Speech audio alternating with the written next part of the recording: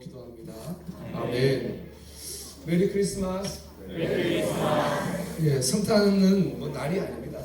그냥 이제 한 336년 정도의 성탄절이 만들어졌거든요.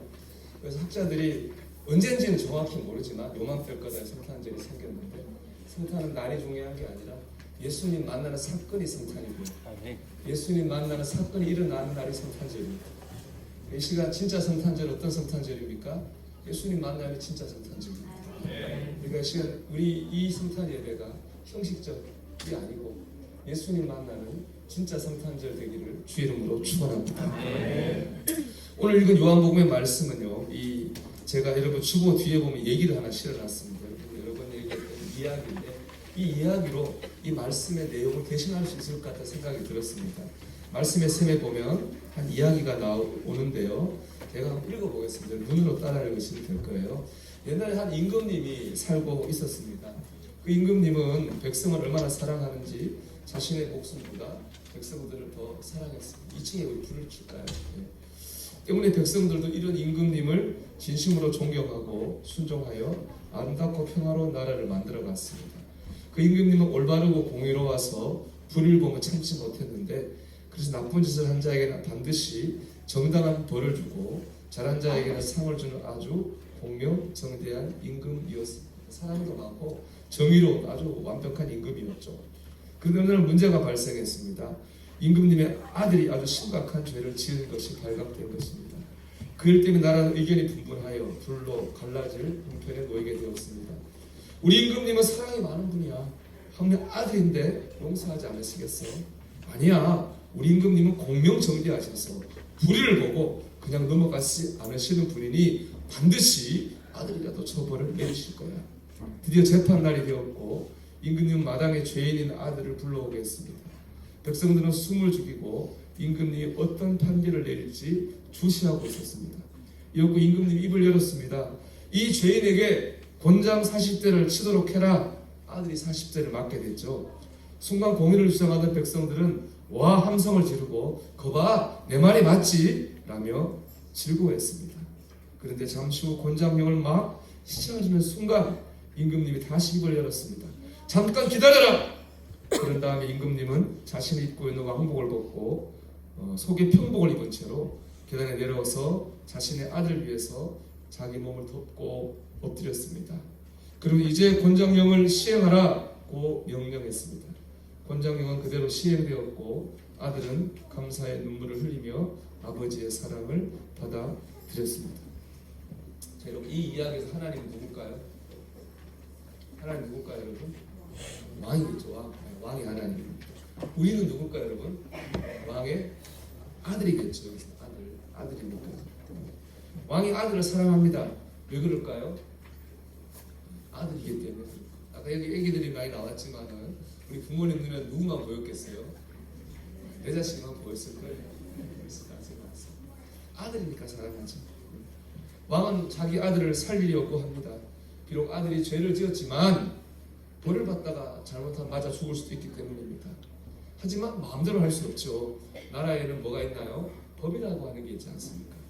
그래서 아무리 내 아들이라 할지라도 나하고 친하다고 해도 특별 대우한다면 이것은 공정하지 않은 것입니다. 공정하지 않은 왕은 좋은 왕이라고 할 수 없겠죠. 어떻게 하면 법을 지키면서 아들을 살릴 수 있을까요? 결국 왕은 자신이 대신 벌을 받기로 결심합니다.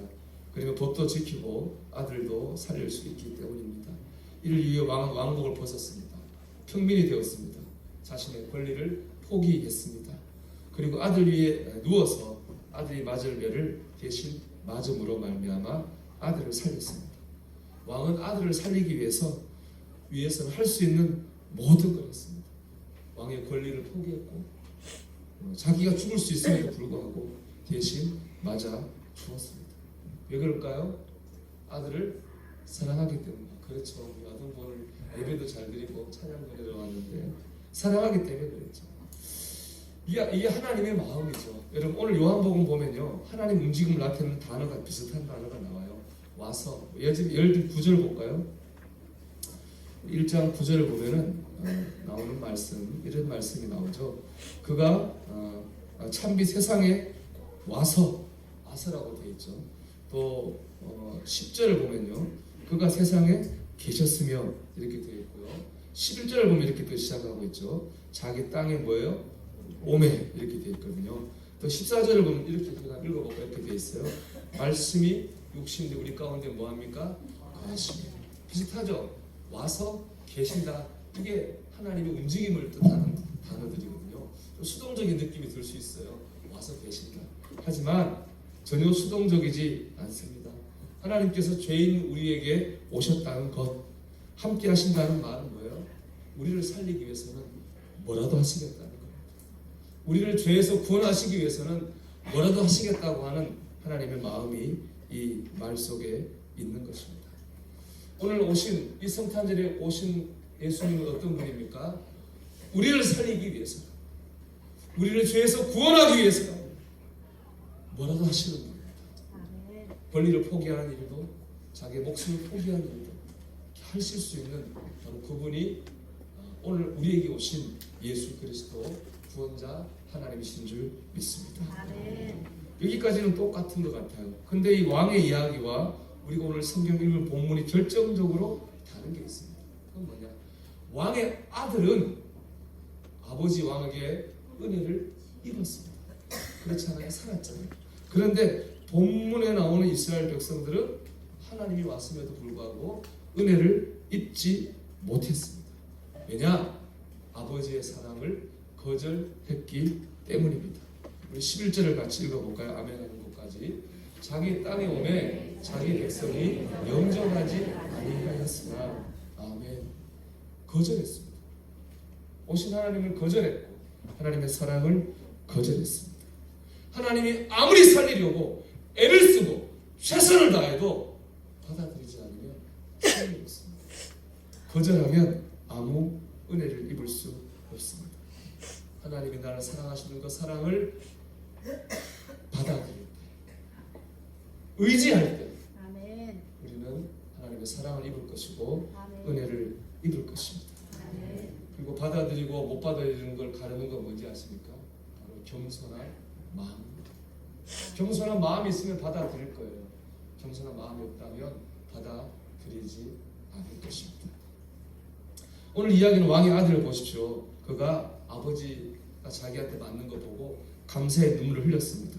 자기가 죽는 줄 알았는데 아버지의 사랑으로 살았기 때문입니다. 그런데 여러분, 만약 아들이 이렇게 생각했다고 생각해 보세요. 나는 벌을 받을 이유가 없어 라는 마음을 가졌다면 어떻게 했을까요? 감사의 눈을 흘렸을까요? 아니면 오히려 억울해서 흘렸을걸요? 그랬을 겁니다. 또 나는 내 힘으로 이 문제를 해결할 수 있어 라고 생각했다면 그렇게 고마워하지 않았을 것입니다. 아들이 감사의 눈물을 흘린 이유는 뭐냐? 자기가 죄인인 걸 알았기 때문에, 또 내 힘으로는 이 상황을 해결할 수 없다고 하는 것을 알았기 때문에 그는 아버지의 사랑에 감격하며 울 수 있었던 거죠. 겸손이 이런 겁니다. 겸손은 내가 죄인인 줄 아는 겁니다. 두 번째, 내가 연약한 줄 아는 겁니다. 그게 하나님 앞에 겸손입니다. 내가 죄인인 줄 아는 것, 내가 연약할 줄 한 사람인 줄 아는 겁니다. 그래서 이렇게 고백하죠. 하나님, 나는 죄인입니다. 하나님, 나는 연약합니다. 하나님, 나를 도와주세요. 하나님 도와주지 않으면 내가 여기서 벗어날 힘, 길이 없습니다. 이 마음이 바로 겸손이고, 이 마음 있을 때 하나님의 은혜를 입게 될 것입니다. 우리 세계 가장 위대한 여성가라고 불리는 사람 헨리 나렌입니다. 그는 하버드대 교수기도 하고 유명한 책을 굉장히 많이 쓴 저술가기도 하고 굉장히 존경받는 그리스도인입니다. 그 어느 날 그 모든 걸 다 집어던지고 장애인 공동체로 들어가서 거기 살다가 그분이 돌아가셨어요. 얼마 전에. 그 장애인 공동체로 장애인을 돌봅니다. 많은 사람들이 반대했어요. 왜냐? 재능이 너무 아까우니까. 물론 당신이 장애인들 돕는 건 좋지만 당신 정도의 재능이면 애들을 가르치고 연구에 책을 써서 더 많은 사람들에게 선한 영향을 끼칠 수 있는데 그 한 사람 돌보는 것보다 그게 낫지 않냐 하고 그를 설득하고 그를 나오라고 많이 보냈습니다. 하지만 헨리 나는 끝까지 나오지 않았는데요. 그러니까 예수의 이름으로라는 책에 보면 그가 나오지 않은 이유를 이렇게 얘기하고 있습니다. 사실은 지금까지 오르막길을 추구하는 삶을 살았다는 거예요. 교수로서, 작가로서 성공했고 특권도 얻었죠. 하지만은 이제 그 모든 걸 집어던지고 한 사람 장애인들 대소변을 받아내고 뭐 콧물 닦아주고 이게 좀 귀찮은 일이죠. 그런 일을 하면 자기 이제 하게 됐다는 겁니다. 내리막길에 들어오게 된 거죠. 근데 놀라운 사실은 뭐냐? 오르막길에서 보이지 않던 예수님이 내리막길에서 보이더라고요. 자기가 정말로 일을 하면서 장애인을 돌보는 일을 하면서 예수님의 마음을 비로소 느낄 수 있게 되었다는 것입니다. 사랑하는 여러분, 예수님을 만나는 길은 오르막길이 아니라 내리막길입니다. 그럼 우리가 다 망해야 될까요? 그건 아니잖아요. 여러분, 저는 여러분이 잘 되기를 바랍니다. 세상에서 축복받는 삶을 살기를 원합니다. 여러분이 세상에서 정말 좀 잘난 사람이 되기를 바랍니다. 특별히 우리 애기들, 우리 아이들로 찬양했는데 정말 우리 아이들이 세상에 사람들이 인정받는 그런 잘난 사람이 되기를 소망하고 바랍니다. 그러니까 근데 이거 안 하면 되는 거예요. 하나님 앞에 잘난 척 안 하면 되는 거예요. 그리고 잘난 사람 되는 건 좋은 건데 하나님 앞에서만 잘난 척 안 하면 됩니다. 하나님 앞에서는 못난 사람이 되어야 됩니다. 늘 부족하고 연약한 자의 마음을 가져야 됩니다. 하나님을 의지해야 됩니다. 잘 되면 잘 될수록, 아니 잘 되고 싶은 마음이 생기면 생길수록 하나님 앞에서는 못난 사람으로 의지하는 마음으로 살아야 됩니다. 하나님이 높이실 겁니다. 주님 이런 말씀하셨잖아요. 심령이 가난한 자는 복이 없나니 천국이 저들의 것입니다. 여러분, 겸손한 마음으로 주님을 만나는 성도가 되시기 바랍니다. 적어도 세상에서 잘난 사람 되셔야 되는데 하나님 앞에서는 늘 못난 사람으로 서시기를 축복합니다. 그런가 하면 이런 경우도 있습니다. 내가 원치 않는데 하나님이 나를 낮추시는 경우도 있습니다. 제가 주보옆에 시를 또 하나 실었습니다. 주보 여유가 많아가지고 이성 목사님이라고 하는 분이 쓴 축복의 시작이라고 하는 시인데요. 제가 한번 읽어볼게요. 그대여 남들이 하찮게 여김으로 울어보았는가? 자존감이 철저히 부서졌는가? 그래서 얼마나 밤잠을 설치며 아파하며 울었는가? 하지만 오히려 그 순간이 축복의 시간, 나홀로 마주하는 처절한 성찰의 시간, 겸손히 나를 바라보는 시간, 나를 새롭게 점화시키는 시간, 하찮게 여김을 받은 날, 무시당한 날, 그날이 바로 내 의지를 버리고 하나님의 은혜를 구하는 축복의 시작이다. 여러분, 하나님이 낮추시는 때가 있습니다. 내 의지와 상관없이 어렵게 하시고 안 되게 하시고 자존감이 무너지게 하시고 낮추시는 때가 분명히 있습니다. 여러분, 하지만 낙심하지 마십시오. 하나님 위를 낮추시겠습니까? 다시 높이시기 위해서입니다. 지금의 고난이 진정한 축복의 시작이 될 것이기 때문에 여러분, 낙심하지 말고 실망하지 말고 그럴 때도 하나님을 간절히 의지하시기 바랍니다. 나를 돌아보는 시간으로 사무셔야 됩니다. 그럴 때 하나님은 모든 방법을 통해서 우리를 다시 높이시게 될 줄 믿습니다. 억지로 낮추는 그때가 오늘 참 제목이 좋잖아요. 축복의 시작이 될 줄 믿습니다. 그런 마음 가질 때 우리는 나를 위해 뭐라도 하시는, 최선을 다하시는 하나님을 만나게 될 것입니다. 마지막으로요, 하나님 앞에 겸손한 사람 앞에서도 겸손합니다. 여러분, 하나님 앞에 겸손하신가요? 한번 여러분이 겸손한지 안 한지, 내가 겸손하지 않은지 내 점수를 매길 수 있는 방법이 하나 있습니다. 할멈 목사님이 쓴 아멘 다음이 중요하다라는 책에 나오는 구절인데요. 들어보십시오. 겸손은 형제자매를 함부로 무시하지 않는 것이다.